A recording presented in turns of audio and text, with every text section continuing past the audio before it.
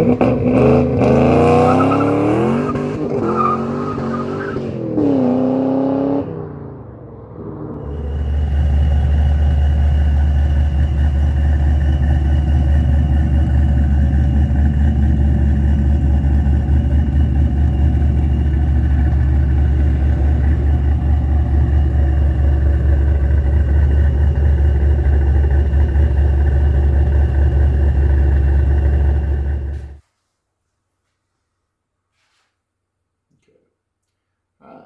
hey guys, making another video today on my '06 Mustang. The point of these videos, I just want to share some of the modifications that I've done with this car and the experience that I've had personally. I see still a lot of people out here with these cars that are wanting to make modifications, do different things to them. And that's what I want to go over in these videos, what I've done to this car and what I've experienced personally. Still a lot of people, I mean, when I was picking out things I wanted, different stuff that I wanted to do, I had a lot of questions, and I did a lot of research on YouTube and asked a lot of questions, and that's why I'm putting these videos out here, you know, maybe to help somebody else, just based on my personal experience, actually doing different things to this car and how the install was and what it did for performance. Today I want to talk about the headers. I bought pipes, long tube headers for it with a high flow catted H pipe. Car was still stock. It had the stock manifolds, stock cats, everything on it. The installation, when I first started looking into it, I got a little nervous about it. It seemed like it was going to be a job, and it actually was. I did work off of jack stands right here in the garage, right where the car's sitting at now. I had it on 4 jack stands. Did have to take your engine mounts loose. Have to raise the engine up. You actually have to remove your engine mounts. A lot of stuff. I'm not going to try to do a how-to video. I'm sure there are plenty on YouTube that can do a better job than I can at explaining what you need to do. But as far as we're talking about difficulty, it wasn't horrible.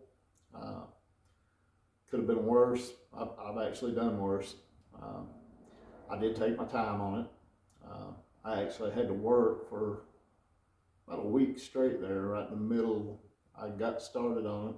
I just pushed everything back into the car where my wife could get her car in here and let it sit there for a week until I got back to it.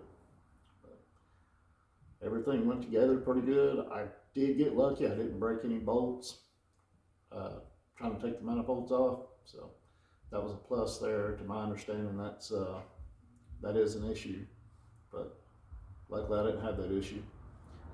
Everything went back together good. I will say this on the installation. Everything I watched said that I had to remove that steering shaft. And I was having trouble getting the steering shaft off of it, so I decided to just try it without it. And with the front of the engine raised up as high as I could get it to go, I was able to get that header in one certain position where it slid in past that steering shaft. And after that, it went in fine. I mean, I had room after that, just slid past it. It was good. So you may want to wait if you're going to put headers on one of these cars. You may want to wait about pulling that steering shaft. It'll be one less thing you have to do. Try it without removing it first. That's what I would suggest, but that was just my personal experience. It may not work that way again. I don't know. Everything went together good though. Got it all back together. If you worked on it non-stop, didn't take breaks for days at a time like I did, I would say it's a 10 or 12 hour job, and I did do this completely on my own. I had no help at all doing it, so it was just me, and it wasn't that bad. Of course, I'm saying this was 3 or 4 months ago now that I put them on. But if you'd asked me then, if I'd have made this video then, it might have been a different story. But looking back now, it wasn't that bad of a job. as far as performance of headers, anything I've ever seen that has a cast iron manifold on it, and you go to a long tube header, it's quite a bit of difference, picks up a lot.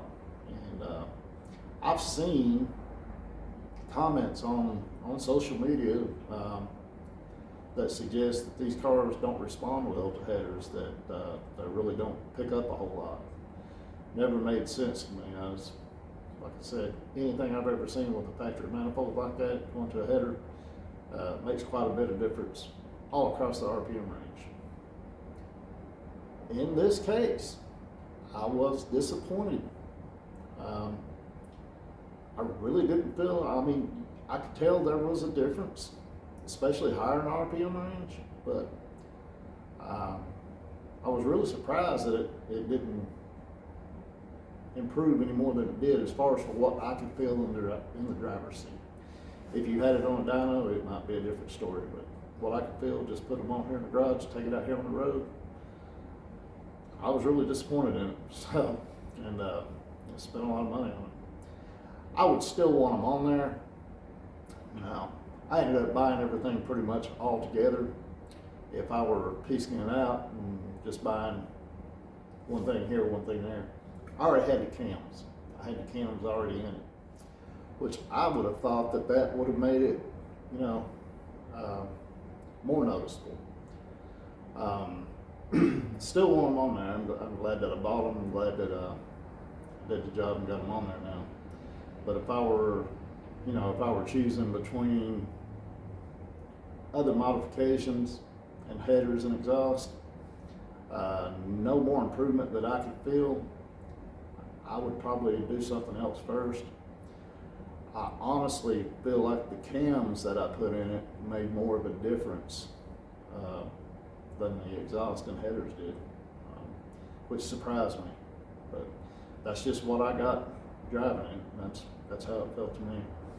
At any rate, sound. The car sounded good before. It did make a difference in the exhaust note, but either way, I got compliments on the car before how it sounded, because it did have a muffler's lead on it. That was it, but it sounded good. I get compliments on it now. Personally, I think it sounds good. Opinions vary. I do have the Flowmaster Force 2s on this, which gives kind of more of the old school Flowmaster sound, I believe.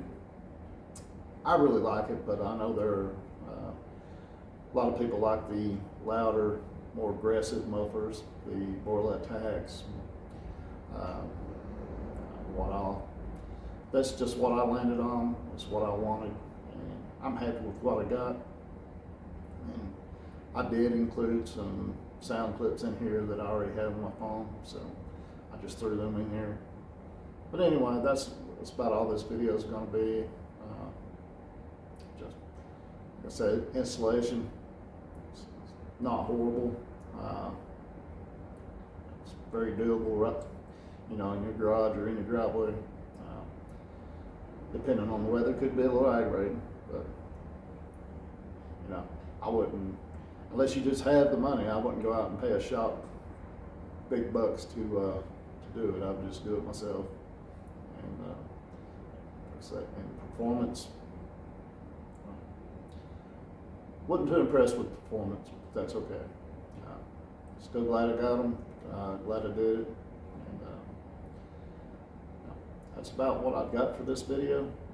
I'm going to be doing more videos. If you found this helpful in any way, give it a like. Subscribe to my channel if you want. I'm going to be doing more videos.